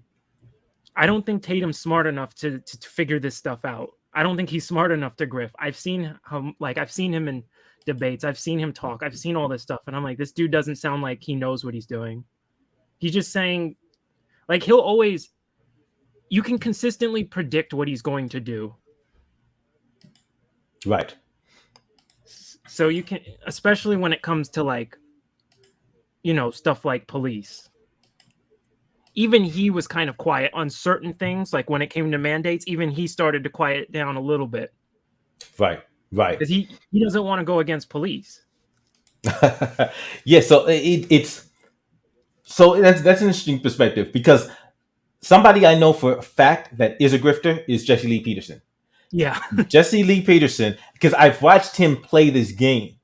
Like even his slow talk is designed. He realizes that the racist white conservatives that love him love hearing a black person that sounds stupid. So he makes himself sound dumb, despite the fact that I've seen him play like his rhetorical skills. And if you go into a debate with Jesse Lee Peterson, thinking he's the idiot he's playing on the idiot character he's playing, you're in for a rude awakening. Because I've watched him play this game, pretend to be slow, and then use these rhetorical tricks to dismantle an opponent. Like his points are garbage, but he has a rhetorical ability, and he knows how to debate in a way to basically make somebody look foolish. I'm like, wow, don't sleep on this dude. This dude is putting on a performance. yeah, It's you can. absolutely a performance. Yeah, you can tell. Like for like Candace, you see her switch all the time. She was a left wing grifter, and she wasn't Yes. making money at it Yes. when she was going around. What was her doxing site? I can't remember the name Social of it. autopsy. That was it. Yes. I remember Yes. when she doxed Tree. Because I remember that where she was going after her, and then she was like this huge Dem, and then magically overnight became a conservative, and then became what was it, Red Pill Black? Yes. Yeah. Overnight. Then her daddy put a bunch of money in TPUSA. They started promoting her, and I was like, this woman doesn't believe a word she says. White liberals and inconsistency. All cops are bad. All cops are bastards. Only law enforcement shadow. Makes no sense. Not a lick. But they're not trying to make sense. They just want power. The whole thing of all cops are bad is based on just deflecting from the stuff that they've done, because cops are enforcing the laws that they have passed, but they don't want us looking at them. So they say, "Oh, look at the cops! Look what the cops are doing. You passed the law." Any ideology that makes them pool money. White conservatives and inconsistency. White people are going to be a minority, and we're scared. There's no racism in being Yeah, minorities. exactly. Easy. Yeah, make it I make hear sense. that all the time. They always go, there's no racism in this country, no systemic problems in this country. As soon as you're about to be the minority, now you're freaking out. Why? What's the problem? Yes. If there's no problems, if everything's on an even keel, like how is it suddenly that you're a victim? Like the whole thing of when they said, when Coca-Cola came out with that whole "be less white," I remember that. they lost their minds. Meanwhile, you say, "Yeah, I'm proud to be black." Oh, why Why you have to Or be they call you black? Why racist. aren't you just American? Like, wait a minute. So you get mad when they say be less white, and you're going to tell me don't be black at all. Yeah. And the left and right, they're both in on this together. I always brought this up with the institutional racism of the media. I was like, do you ever notice all the black faces on Fox and then like MSNBC? They all are just saying things that the white base wants to hear. Yeah, exactly. And if you go against the approved talking points, then they come after you. Like in order to be, and so that's what's interesting. White conservatives and white liberals only accept black people as long as they're spouting their rhetoric. Yep. And it they want to stoke the flames. Like MSNBC, they'll bring on black faces who will talk about reparations is about getting white people or getting what's ours from white people. And it's like, no, we're not. We have no interest in coming after white people. We're going for the feds because the feds owe, you know, the feds owe a debt of labor. This has nothing to do with you. But then the right will respond to that blackface saying that's our opinion. And then it just becomes, because I noticed the right doesn't respond to actual black people. They respond to the tokens picked out by the left and then say that's our opinion. Right. And right. and then they get these Right. complete skewed views that were like out to get them or something. And like CNN and MSNBC, they know what they're doing. They know they're doing that. Okay, so this comment, I mean no harm. I am a conservative, but sometimes I think that some conservatives are making money off of people because Biden is such a train wreck. Biden is definitely a train wreck, but I think it's more than that because there's a bunch of people that are criticizing Biden, but the white conservative base wants you to do more than criticize Biden. You've got to criticize Biden and adhere to a whole bunch of ridiculous talking points. So you've got to criticize Biden and then say black culture is bad. Black people are the most violent. What about black on black crime? The racism isn't real. It's just isolated. Every now and again it happens. There's no such thing as systemic racism. You got to adhere to a whole bunch of talking points for the white conservative establishment and the base to accept you. Case in point, Amazing Lucas. You know what I'm saying? Oh yeah, they turned on him. Yeah. They turned on him real quick. Jesse Lee Peterson, pretty rich. It was guy. what was it? There was a I just forgot. Go ahead with the Okay. Jesse argues from a religious standpoint in blanket statements, but the stuff like it's funny. I saw somebody, I forgot who it was, actually started quoting scripture to him, and then he didn't want to talk no more. yeah. One of the funniest, and so David Pakman, and I got to get my game up because at some point in time, I'm gonna have to go up against David Pakman. David Pakman is one of the best debaters in these YouTube streets. And I watched him go up against Jesse Lee Peterson. Jesse Lee, so like I say, I've seen people go up against Jesse Lee Peterson thinking he's a fool, and they've gotten embarrassed. Pakman just absolutely demolished Peterson so bad that every time Peterson ended up ending the debate early. Like, oh, this guy's a fool. I can't take any more of this. I'm ending this interview.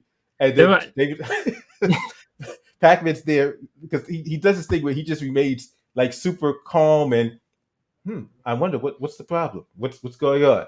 And so, like he knows he triggered him, but it's like so that's when I've seen him like get demolished. So like that's how I know Jesse Lee Peterson is playing a character. He knows what he's doing, and he'll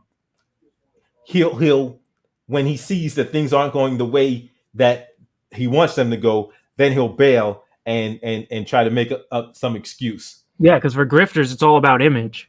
Yes, I remember I was saying the way they do these things where they'll talk about black culture and violence and everything. What they're doing there is they're leaving those statements vague on purpose, and they're trying to lead you to a conclusion. So they're trying to say what they want you to believe. Because every time I hit that, they'll go, "Oh, black culture." What do you mean? What's black culture? Right. They don't want to answer that question. Right. But if the person they're talking to doesn't ask them that question, they're going to lead you to basically every negative stereotype that has been pushed in media imaginable. But as soon That- as you check them and go, what do you mean? They freeze up. oh yeah, yeah, absolutely. The way they are doing Kathy Barnett in the Senate race in PA, I do not approve, and I am not part of the Trump cult, even though I am a conservative, not a Republican necessarily. Conservatives, not Republican. Those are different. Yeah, but have you seen what's happening to Kathy Barnett? Yep. They all went to a Hollywood leftist. I remember I did a video on it, and I was like, all of you guys, of course Trump backed Dr. Oz because Dr. Oz is his friend, and he just goes, Trump, you're the... If Trump likes you, it doesn't matter what you think. Trump's primary principle is that you praise him. That's it. It's about Trump. And Trump has been, and like he's even said that before. He says, "Oh yeah, I like this person." He says this person is great because because they're saying good things about me. If he stops saying good things about me, then I'll say he's garbage. He literally said that on stage before, and people started laughing. I said he's not joking. He's telling you the truth. He'll endorse lefties if they if he likes you. If they praise him, if they say he's the greatest thing since sliced bread, it doesn't matter what their policies are. He's like, yes, that's the guy. Because Trump believes in one thing, Trump. That's it. But that's who Trump is, that's who Trump has always been. He's never hid himself. I can at least appreciate it. He doesn't hide himself. The problem is he is an egomaniac, and they're often easily manipulated. So you can just go and talk about how... I remember there was somebody who worked in the Trump administration. I can't remember their name. And they were saying the way you have to criticize Trump's plans without getting fired is you can't say, Trump, that's a bad idea. You'll get fired. You have to go, oh, that's a great idea, Trump. What if we also try this on top of it? And then leave, which is something completely different. Right. Yeah. You say, what if we also don't do that and do something smart instead? He'll go, okay, because he's that dumb. Yeah, because you got to make him think he had the idea. Right. Otherwise... So yeah, do a Star-Lord. Yeah, that's a great plan, except it sucks. So we go with my plan. That way it might be good. And that's why I'm like, I'm not surprised, because like the right's lost their mind. There are so many of them are just becoming whatever Trump says. I'm okay with that as long as we like own the libs. Principles, no, we're not doing that. Except the line is black people. That's always been the line. Trump lost white voters for the platinum plan. I was like, that's your line? Not the bump stock bans, not the First Amendment bans, the college campuses, not the massive spending, exactly. Not the complete ignorance of the Constitution. None of that was a deal breaker. But he pretended, he said something in passing that he was going to do for black people, and that was a problem. Wow. Yep. It's making it very evident where the Republican base is, where the Republican establishment is, and how much hostility they have towards black people. It's so evident. Yeah. That's what Daryl Davis was bringing up on Timcast, and nobody could figure it out. He kept saying, why is the line where you always get hostile when I say black people? You're very calm, and just said, I'm not really for that when it came to Native Americans.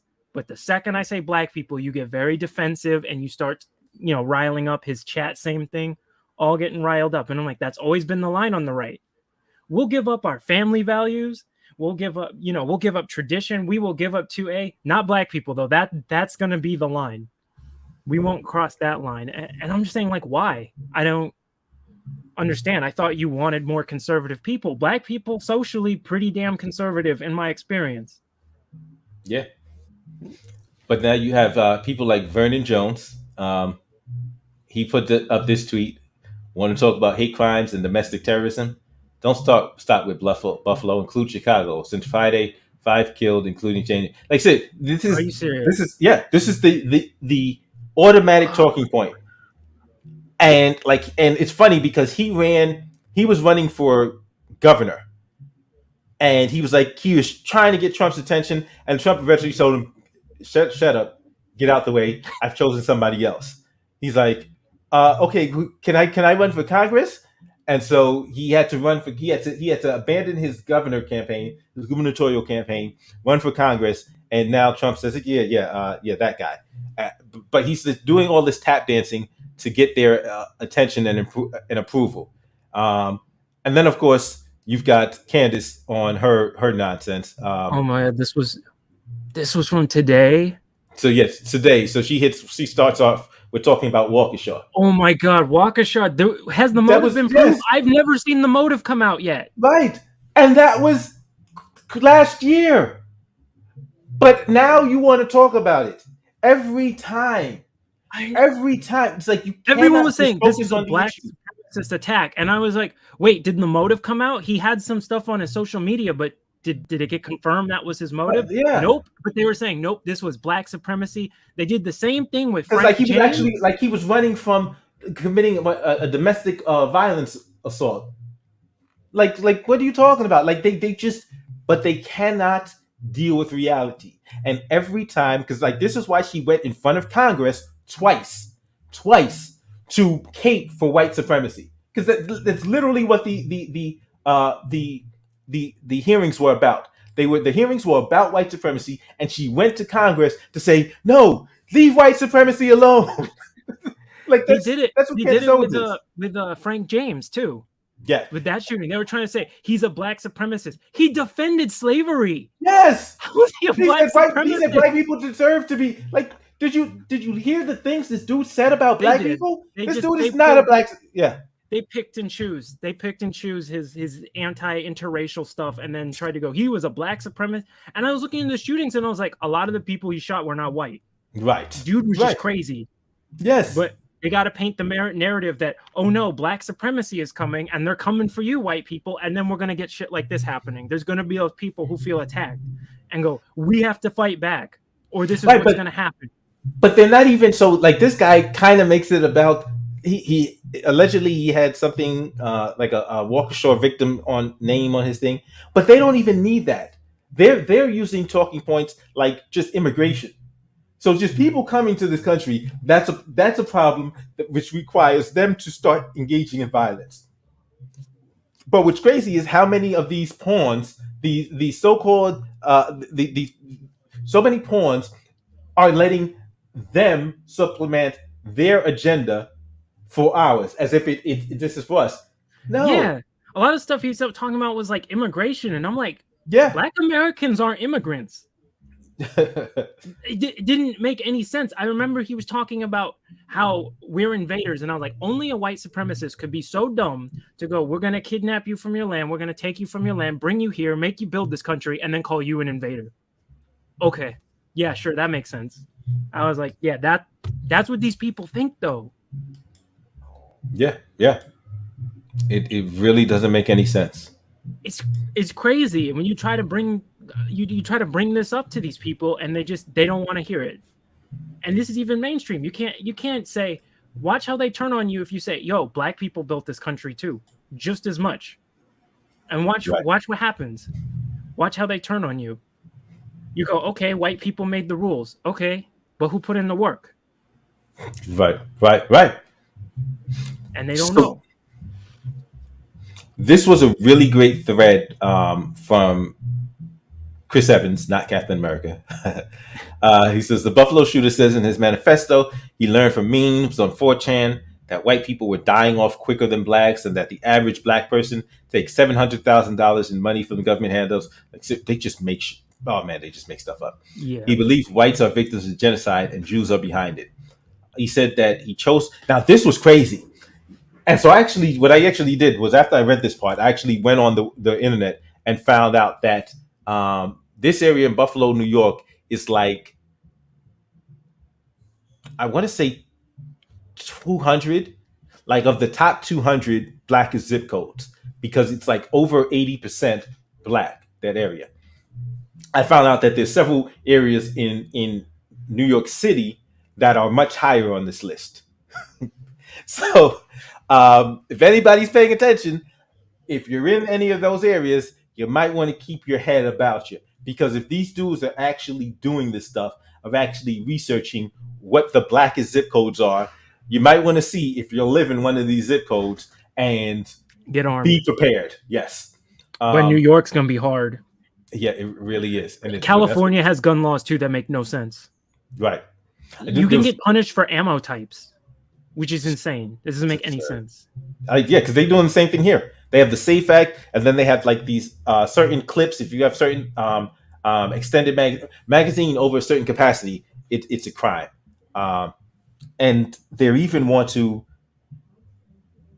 ban body armor for all citizens except law enforcement. Of course, because the state can have whatever they want. Yeah.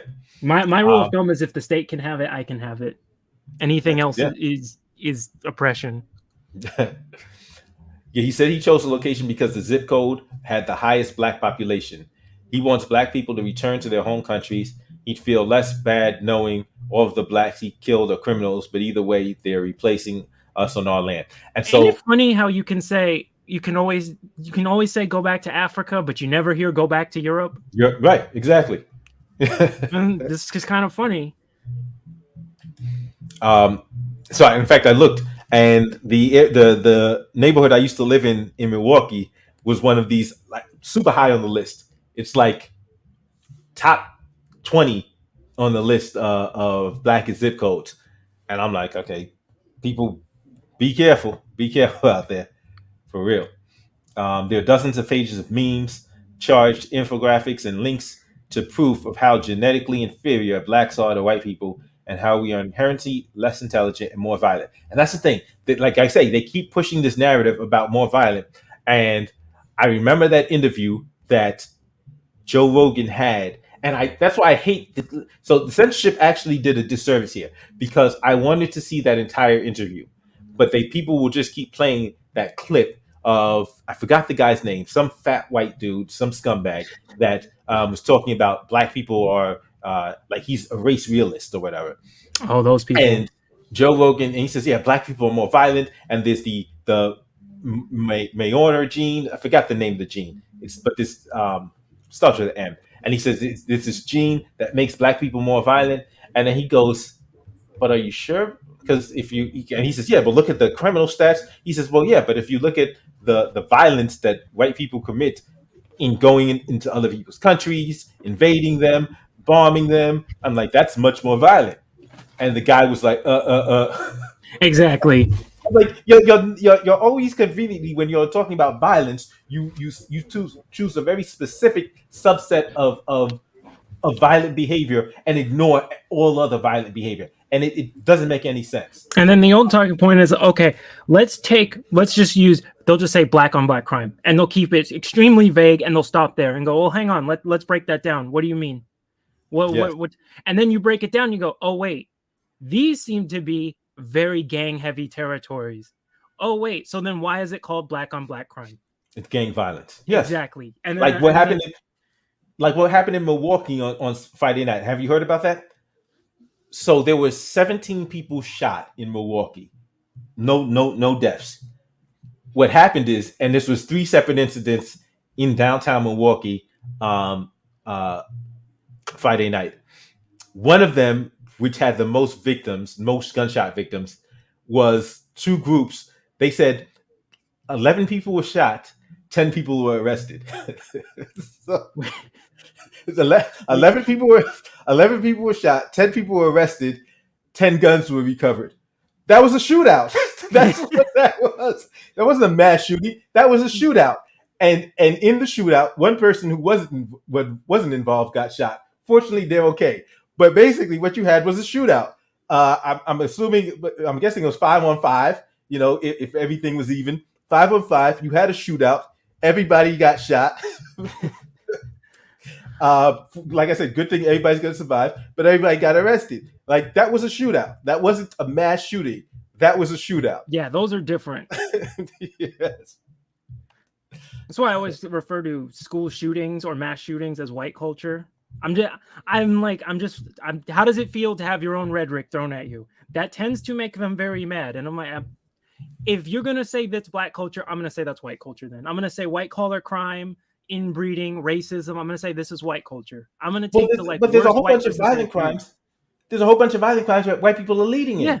They keep on choosing. They pick and choose which crime they highlight, and they say, "Oh, black people are leading." Let's look at the other violent crimes because the white people are leading in all of the other violent crimes. And then if you just take the word crime out of it and look at violence, there's no comparison. There's no comparison. There's no comparison and there's no equivalence. It's like, no, then's definitively who's more violent. And so that's why I say it's amazing that we've actually bought into the bullshit. A lot of black people have actually bought into this bullshit that white people are nonviolent. Like, have you read a book? Yeah. Like, do you know history? That's just absolutely asinine. But we watch TV and have allowed the programming of TV to convince us that black people are somehow more violent than white people. We Like, overlooked the no, whole genocide here. yes, And the like, Mafa. We don't talk about yes. that ever. But we don't even listen. We don't even need to look at what they've just done to us. Let's just look at the past 20 years. What they've done around the world. Just look at what they've What, done a around the world million in the past civilians? 20 years. Million Like, civilians in the Middle yes, East? this is crazy. Like, there's no comparison if we just look at violence. But people want to keep on saying violence and then they talk about crime. No, you missed a whole bunch of other violence. Yeah, you want to talk about who's starving people in Yemen? Like, no, who's bombing people? Not even just who's bombing people. They're dropping bombs, droning people. Like, this is, like I said, it's not even close. It's not even close. It's really astounding the level of how good at public relations like the Western world is. I didn't It's even know diabolical. I didn't even know what the Mafa was until like 3 years ago. Okay, yes, right. Yeah, a lot of people don't know about that. I was like, Yeah, I didn't even know what that was. Right. Right? You start getting the books and you start reading it and you're just like, you see how much history just got wiped. Completely wiped, not talked about, and it's crazy. So the more books I'm getting, the more I'm like, my entire schooling has lied to me. That's why I don't like the public schools.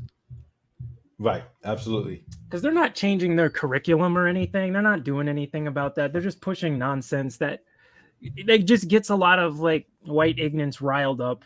I've seen some of the stuff where they're going, oh, they're preaching CRT. And then I look at what they're doing and I'll be like, I don't know what this is. They'll do the thing. You'll have the like white liberal woman and she'll be like, okay, we're going to organize the class by skin color.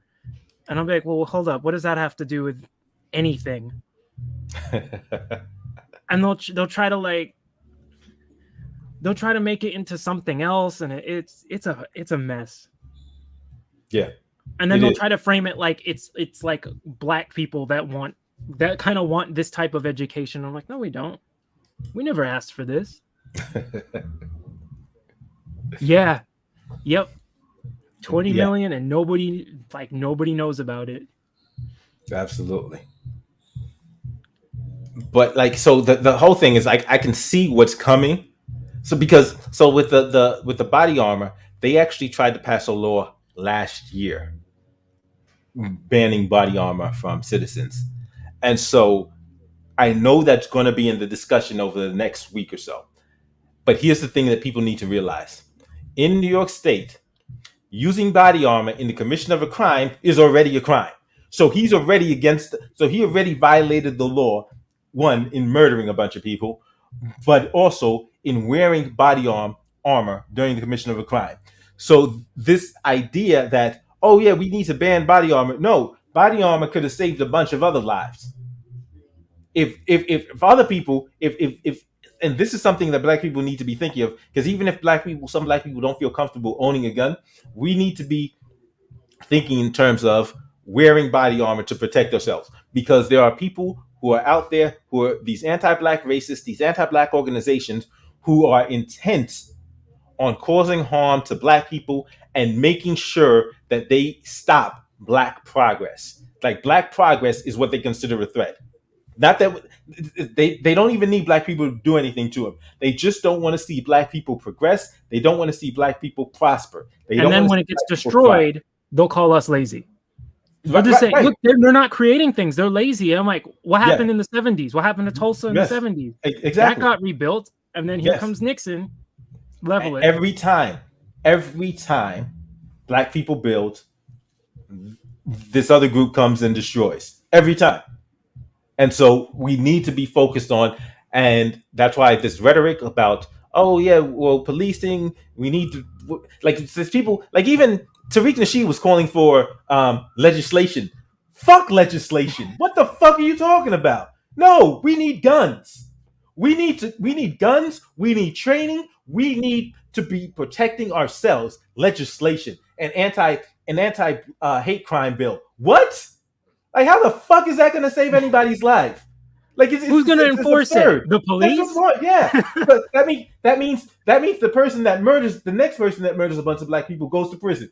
Like, that doesn't change the fact that a whole bunch of black people are about to get murdered. Like, that does like it doesn't even make any sense. Like, I watched this. I said, because, and so listen, like, he's just saying something to be saying something, because he doesn't actually have policy behind him. He doesn't actually know policy. He doesn't actually study policy. So he just say, oh yeah, this is what we need, and he just says something that he saw somebody else say, and it's absolutely ridiculous. It does nothing for us. Like the lynching bill. Like, people saying, oh, I Yeah. wonder if this guy's going to get charged on the lynching bill. He might, but what does that change? It doesn't change anything. It doesn't bring those 10 people back to life. It Leave it up to us to prevent it from happening. Why should we trust the state when it keeps happening on their watch? exactly. This Doesn't make whole any sense. reactionary nonsense doesn't solve anything. We need to be protecting ourselves. Point blank, period. That's what we need. We need to be arming ourselves. We need to be training with those guns, learning how to use those guns competently, efficiently, expertly. Like black people, we need to be in the range yesterday. They need to be like, after yesterday, every black person that has a gun should have been on the range today. Should have been at the range today. And then start looking for ranges where they can do, instead of just target shooting, where they can actually run drills and actually Airsoft start is training fun. in that. Yeah, like I was an avid airsofter for like 8 years. Yeah, it's fun. You got a lot of ex-military there. They show you a lot of stuff. okay. See, so I didn't, but so the airsoft, that's with not with real firearms. No, BB guns. Okay, okay. Oh, I wonder, because I don't know if But there's you've seen, different like, types. There's like okay, there's the we're just gonna goof around and like shoot at each other types, and then there's like we're gonna run military simulation drill types. right, I right. like that type. I play Oh yeah, milsim. I played it absolutely. for a long. Yeah, It's really fun. I You saw meet a Maj. lot of good dudes. Yeah, I saw Maj posting something on him running some drills. And like, like, he starts with the gun holstered, and then boom, he's got to run a drill, like clear a room or something like that.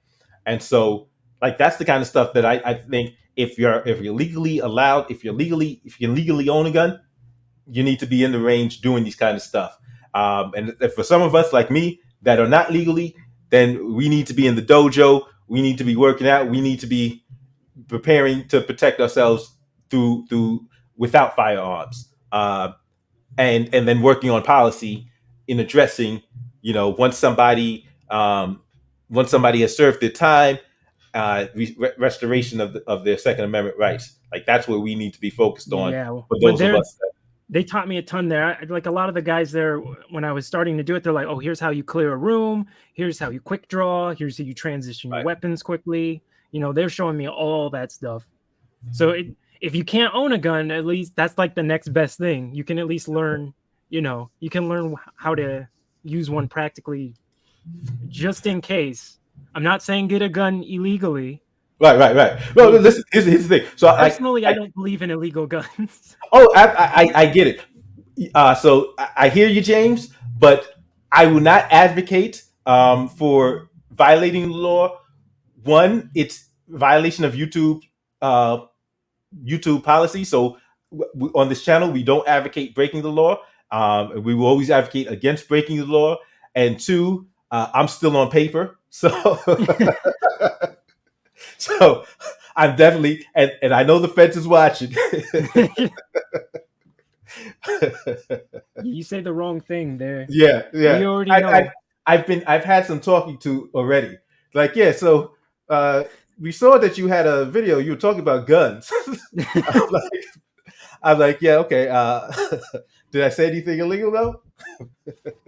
Yeah, you don't even want to get into the whole The whole history of gun control and where a lot of that came from. I found it funny. You see a lot of people who I remember during the Stop the Steal protest. The funniest thing ever was all these people who are arguing like systemic racism isn't real. None of this exists. Like all of this is just relics of the past that aren't here anymore. And then you see all these people who want to go to Stop the Steal. Why can't we bring our guns to the Capitol?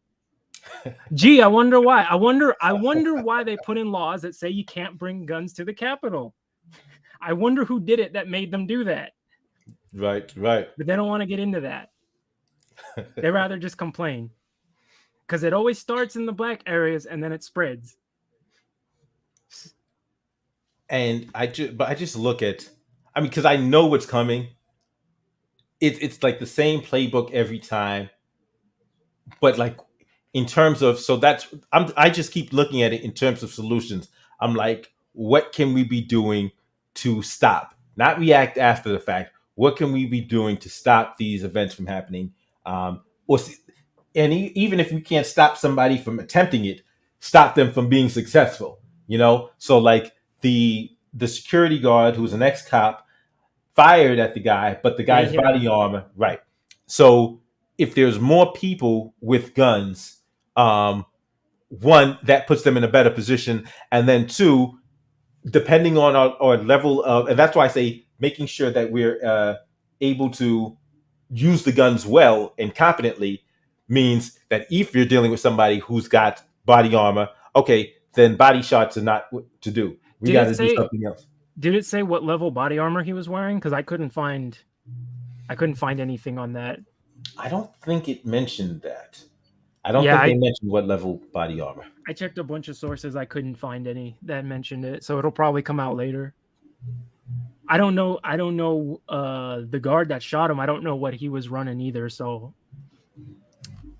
I would assume a 9, but I don't know. Right. Right. If it was a security guard, but New York, different laws. I know security guards here carry 9s, but Somebody's telling me to go on Jesse Lee Peterson. I feel like I would just troll in that interview because there's nothing good's gonna come out of it. I'd get kicked off like David, what's his cat's name? David Packman. David Packman. Yeah, yeah. I would get kicked off. And then he'd probably be calling me, I'm one of the children of the I can't, he used this term. Man, I haven't used it in so long. It's hilarious. You're like one of the children of the lie. Oh yeah. I cried. I cried when he said that. I was like, this dude is insane. This dude is out of his mind. They're like, black people can only destroy, white people create. Black people destroy. He's always saying that. And I'm like, he's just trying to get a reaction, isn't he? I was like, there's no way he's saying this genuinely. Like, he's baiting for reactions or something to get content. I was like, no, he's not that dumb.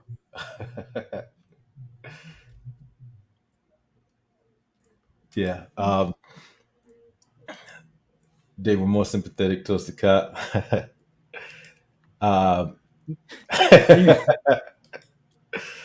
He called black people sons and said, yeah, he got just ridiculous stuff. I can't stand people that bastardize scripture to push this stuff. I remember there was another guy doing it during Trump. Marcus Rogers, was that it? Was he the one doing that too? I can't.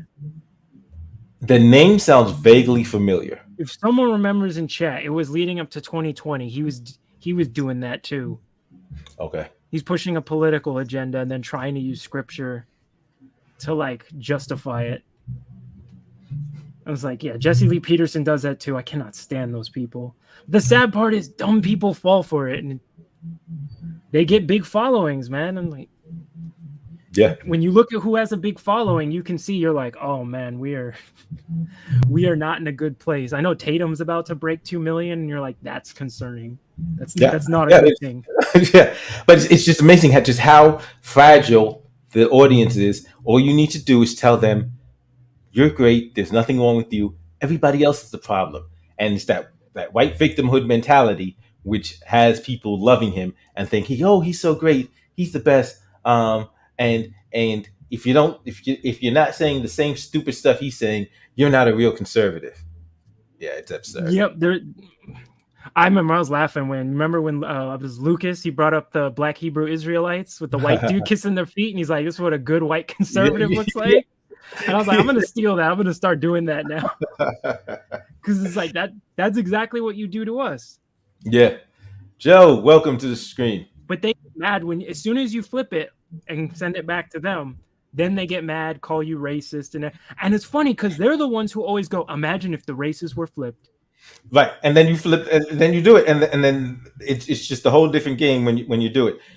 But like I'm saying, it's that same, because I see Tatum is the only one that does it. There's a whole crew of them that keep talking about victimhood, but it only goes one way. It only goes one way, because when they start complaining about, oh, government oppression, oh, CRT, I'm like, isn't that victimhood? Like, why are they pretending? Why are they playing victims? They just deal with it. It's just words. Like, that's what you said. Yeah, Lift yourself up by the bootstraps. exactly. That exactly. It's the same thing, and you already know in the media, or at least in like probably right wing media, they're going to refer to him as an anti-Semite first.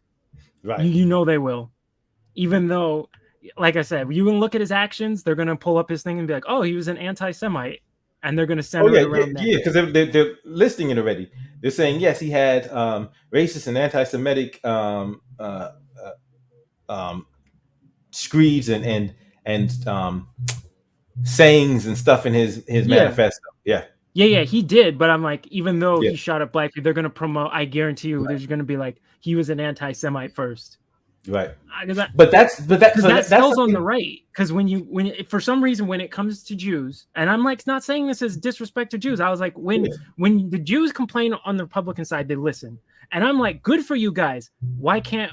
How did you Why do can't that? so that's why I look at somebody like Ben Shapiro. Like I just saw Ben Shapiro did a short, and somebody is complaining about, I forgot what it was, but I'm like about the woman says, if a white person says something, you ask them if they're if they ask you, here's what she said. She asked them if anybody in their family was like enforcing segregation, or something like that.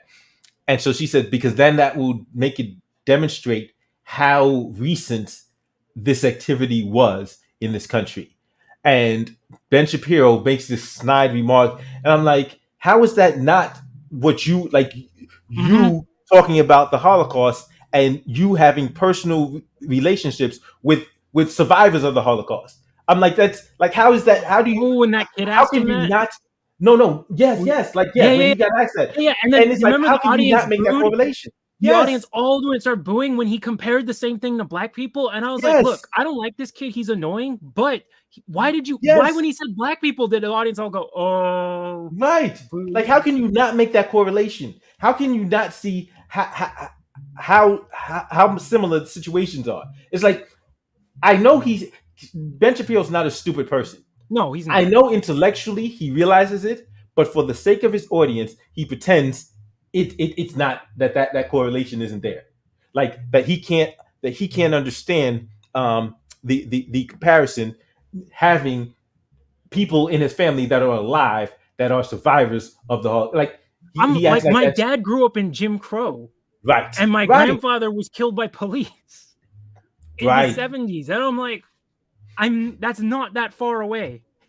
right, I'm not that far away from that. exactly. Oh man, so I mean, this has been a great stream. I thank you for coming on. Definitely.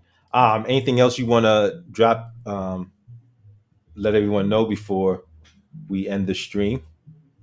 Yeah, you can my YouTube channel. It's just mostly stream of consciousness rants. I'm gonna start streamings too, but it's my channel name's the same as my name on here, so you can find my channel there. And let me know if you follow through Yeah, with want that to get. nonprofit if you do Okay, yeah, that. yeah, definitely. Yeah, because I'm in LA, so definitely New York, LA, two of the most important places to put the work in.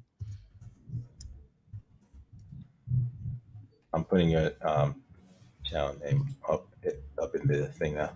Yeah, I'm working on something for the shooting, but I'm waiting for the media cycle to come start up again in Monday, Tuesday, because I want to get the full.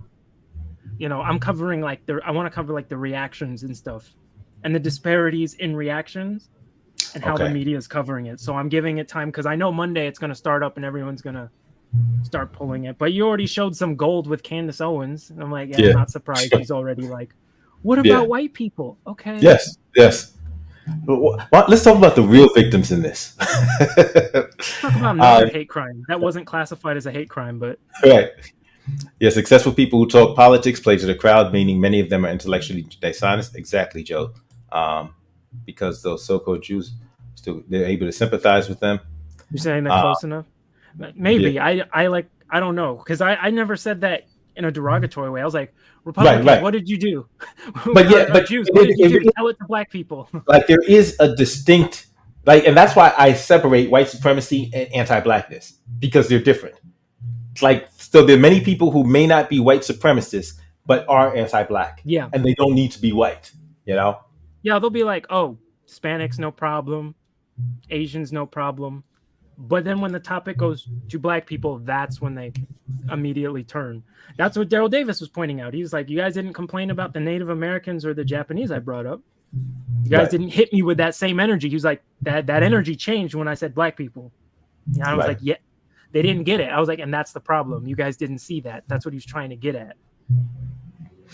Why can't people provide a point as its own without pointing to another? Exactly. Just like focus on this issue. This is the tragedy that happened. We can talk about this. But yeah, I mean, so I see some things coming. No, TLD. I did skip you, and thanks for letting me know because I didn't see it. I had to go back and find it. But yeah, so like we can deal with this tragedy, and then when something else happens, or if something else happens, then we can deal with that. But there are just so many individuals that are disingenuous, and like Joe said, they want to just play to their base. Facts don't matter, truth doesn't matter, honesty doesn't matter, solving problems doesn't matter. It's just about playing to a base, and it's the nature of the grift. And the base wants a very specific message that seems to always want to exclude one group of people. Exactly. I've been to these like protests. I've looked around. I've talked to people. As soon as it comes to social views, they love me. The second it comes to race issues, all of a sudden I'm a woke lefty. I don't know how that just changed all of a sudden. Because the woke lefty, they don't like me. They hate me. So Right. like I've been to their places too and talked to them. They don't like me. I've already done. I'm firmly on the right, but because I speak up for black people, all of a sudden now they throw you on the left, and I'm like, I'm nowhere near. I'm like, man, marriage is a man and a woman still. Where are you going? Where are you guys going? Yeah, I mean, it's amazing how the social conservatives, like, they're not socially conservative, they're not fiscally conservative, they're not constitutionally conservative, but suddenly they're racially conservative. That's it. That's it.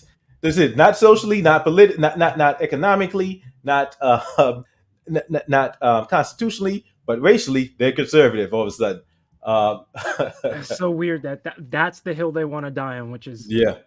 you don't want Democrats to win, okay, but you also don't want to extend an olive branch because that makes your base mad, and you all let in the alphabet. But I see people complaining about people like Dave Rubin, and I'm like, you accepted this. Yeah. This is what you wanted, because he said, Jenner and is I know on. for a fact Rubin is a grifter. Of course. I know that personally Of because course. I've seen him do it. Right. I've been to these areas. He shows up at protests. He gets out of his car, takes 2 pictures, leaves, and then puts it up on his YouTube like, I'm here fighting the fight with you guys. And I've seen him do it 3 times. I've seen him do that in person. So I'm like, you're so fake. He's such a grifter. I cannot stand him. Thanks a lot for coming on the stream, Tack Yeah. Lad. Everyone, subscribe to Tack Lad. And I'm about to end the stream. And so want to thank everyone for checking out the stream.